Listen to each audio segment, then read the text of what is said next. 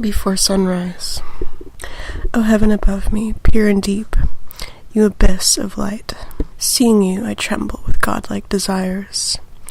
To throw myself into your height, that is my depth. To hide in your purity, that is my innocence.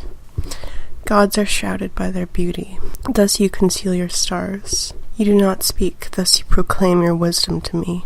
Today you rose for me silently, over the roaring sea.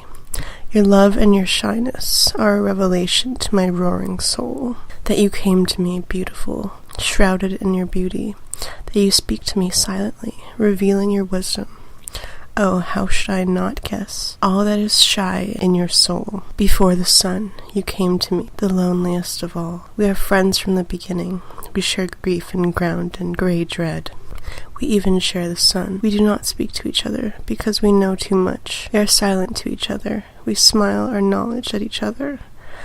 Are you not the light from my fire? Have you not the sister soul to my insight? Together we have learned everything.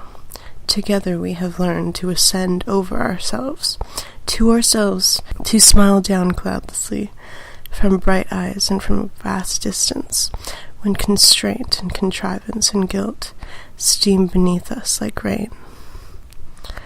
And when I wandered alone, for whom did my soul hunger at night? On false paths. And when I climbed mountains, whom did I always seek on the mountains, if not you?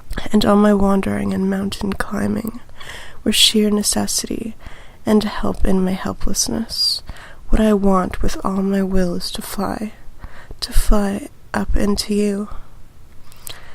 And whom did I hate more than drifting clouds and all that stains you?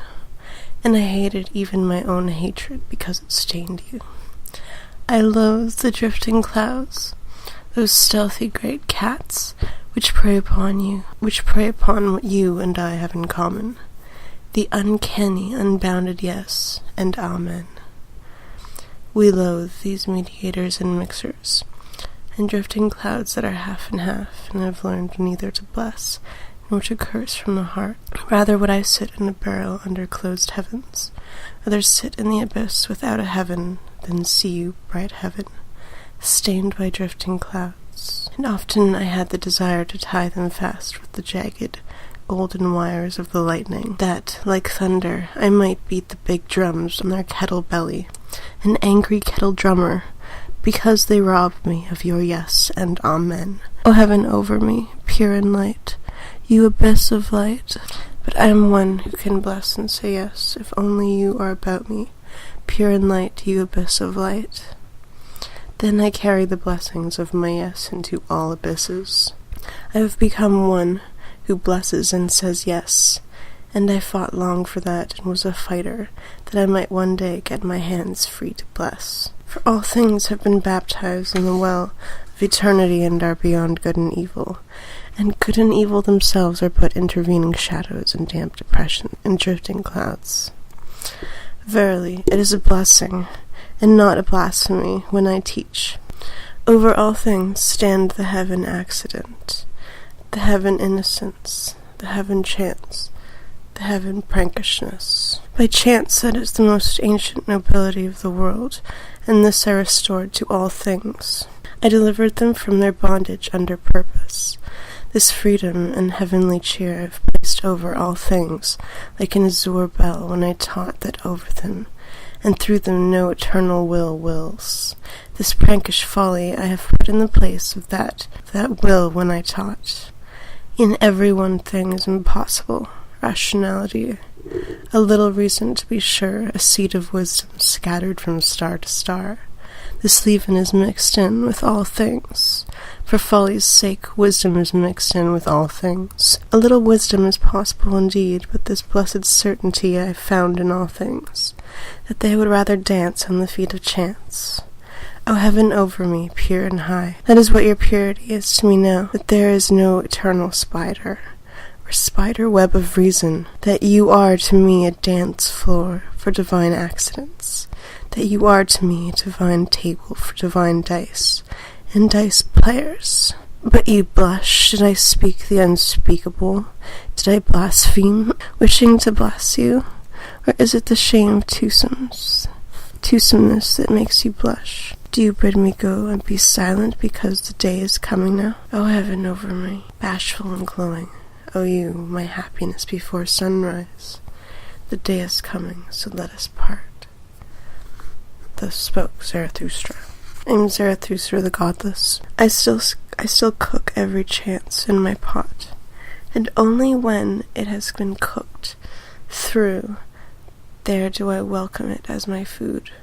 And verily, many a chance came to me domineeringly, but my will spoke to it still more domineeringly, and immediately it lay imploringly on its knees, imploring that it might find a hearth and a heart in me, and urging with flattery, look, Zarathustra, how only a friend comes to his friend.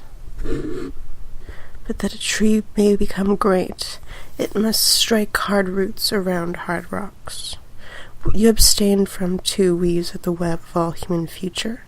Your nothing, too, is a spider web, and a spider, which lives on the blood of the future, and when you receive it, is like stealing, you small men of virtue.